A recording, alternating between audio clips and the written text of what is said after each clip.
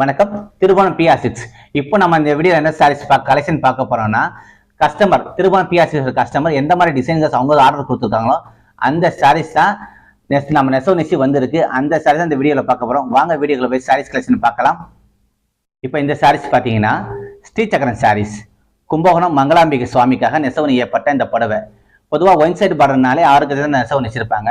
ஆனால் சாமி விக்கிரகம் பெருசு, அதனாலே பார்த்தீங்கன்னா இது 10 கஜம் நெசவு நெச்சிருக்கும் இந்த புடவை. அடுத்த புடவை பார்த்தீங்கன்னா கஸ்டமர் இது 8 கஜம். ஒன் சைடு பார்டர்ல திருமணம் சாரீஸ் பிளவுஸ் வராது. ஆனால் இந்த சாரீ நான் பிளவுஸ் போட்டு நெசவு நெச்சிருக்கோம்.